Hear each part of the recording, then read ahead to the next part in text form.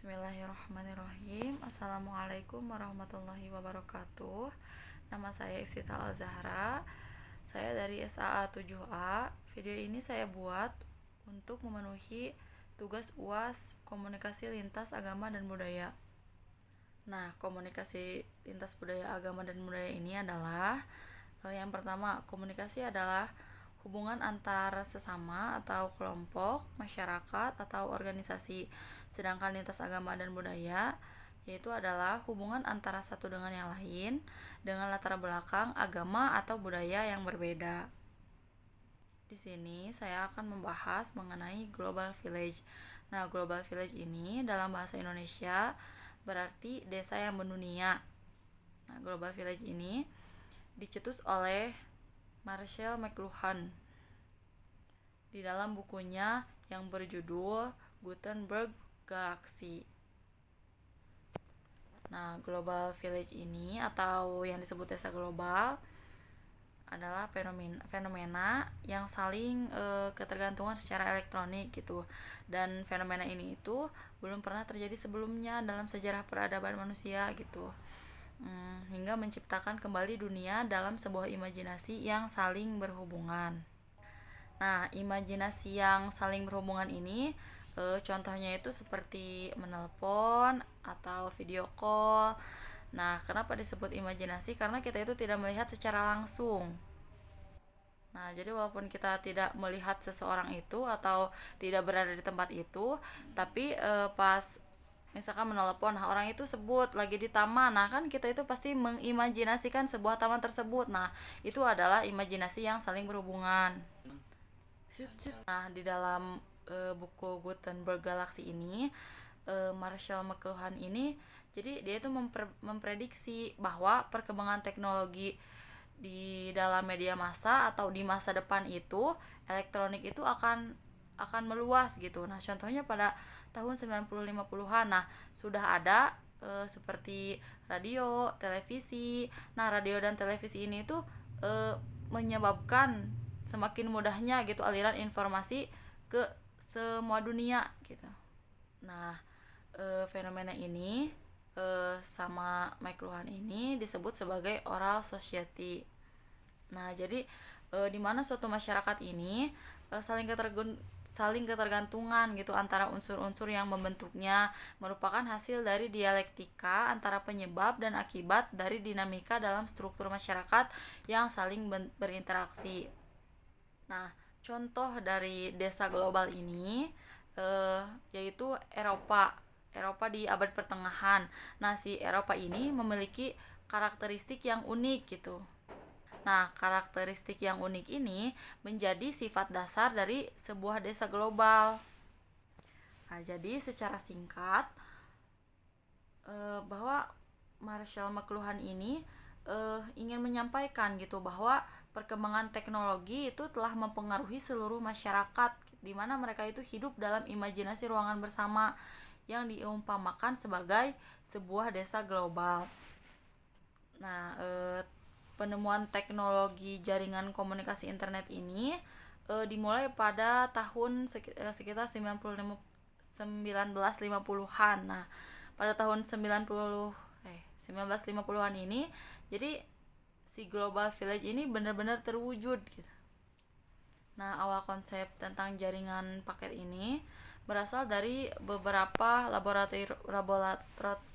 laboratorium ilmu komputer di Amerika Serikat, Inggris, dan Perancis.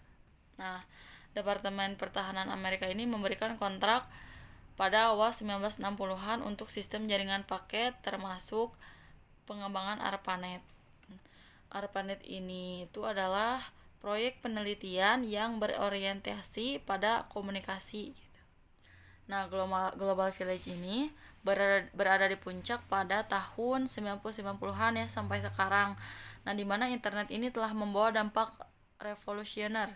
Nah, ada pada aspek budaya maupun perdagangan. Nah, termasuk bangkitnya juga komunikasi instan melalui email, pesan instan, panggilan telepon,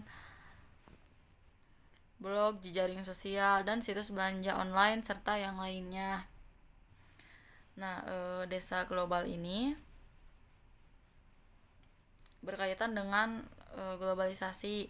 Nah, kemudian saya akan membahas mengenai pengertian globalisasi dan dampaknya. Nah, McLuhan berpendapat bahwa perkembangan teknologi informasi dan komunikasi ini sangat cepat. Nah, ini juga membuat semakin cepat pula proses-proses akulturasi sosial budaya barat kepada budaya Asia dan Afrika. Nah, desa global ini muncul dan menggeser budaya lokal melalui kecepatan teknologi informasi dan industri dari negara-negara barat. Ya, seperti halnya di Indonesia yang budayanya sarungan sekarang menjadi budayanya memakai jeans. Nah, fenomena global village itu dapat juga diamati pada beberapa realitas yang terjadi sekarang ini, seperti hubungan virtual yang semakin meningkat, seperti VChat atau video call. Nah, ini itu merubah menjadi interaksi virtual melalui internet, seperti mengajar di kelas. Nah, sekarang itu kan bisa online, apalagi pada masa COVID seperti ini, dan sekarang juga masih online. Kemudian Bapak Sosiologi Indonesia, Bapak Selo Sumarjan, ia berpendapat bahwa globalisasi ini adalah terbentuknya organisasi dan komunikasi antara masyarakat di seluruh dunia untuk mengikuti sistem dan kaidah yang sama. Salah satu contoh fakta globalisasi yaitu adalah seperti restoran McD atau Pizza Hut atau sushi. Nah, hal-hal di atas ini menunjukkan bagaimana fakta globalisasi, khususnya di bidang industri makanan dan minuman. Nah, McDonald ini adalah restoran cepat saji waralaba dari Amerika Serikat. Nah, uniknya hamburger yang terkenal di restoran ini diciptakan oleh imigran Jerman yang tinggal di Amerika Serikat. Jadi, makanan dari Jerman kemudian diolah di restoran Amerika Serikat dan berada di Indonesia. Kemudian pizza juga sama. Nah, selama ini pizza dikenal sebagai makanan tradisional dari Italia. Nah, ternyata pizza yang dikenal di Indonesia ini berasal dari racikan juru masak Amerika Serikat. Ciri khas dari pizza Italia ini itu berkulit tipis dan renyah. Ini tuh tidak terlalu disukai oleh orang Amerika Serikat. Nah, jadi mereka menciptakan pizza tebal dengan berbagai topping di atasnya. Kemudian juga ada dengan perangkat telekomunikasi. Nah, handphone juga seperti ada Samsung, Oppo, Vivo, iPhone. Semua itu berasal dari negara yang berbeda. Nah, meskipun merek tersebut berasal dari negara berbeda, seperti di Korea Selatan, Tiongkok, dan Amerika.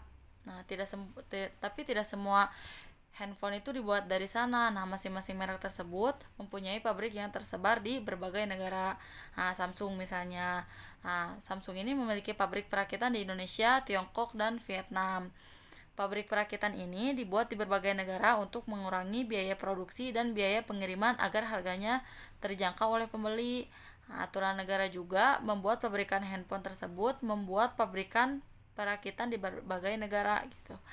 Nah, jadi globalisasi ini adalah proses integrasi ke ruang lingkup dunia hingga menjadi sebuah desa kecil atau global village. Nah, globalisasi ini menyentuh seluruh aspek yang penting bagi kehidupan.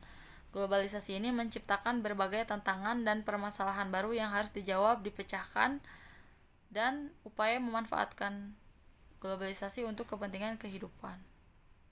Jadi kesimpulannya, global village ini dilatar belakangi oleh perkembangan teknologi sehingga suatu daerah dapat terhubung dengan daerah yang lain, atau dari satu desa bisa ke desa lain, bahkan dari satu negara ke satu negara lain, sehingga mereka saling terhubung antara lintas budaya dan agama dan menciptakan komunikasi antar lintas budaya dan agama.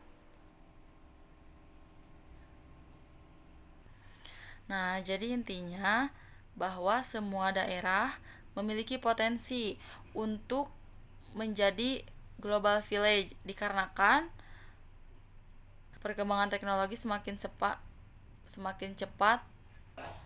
Sekian dari saya. Wassalamualaikum warahmatullahi wabarakatuh.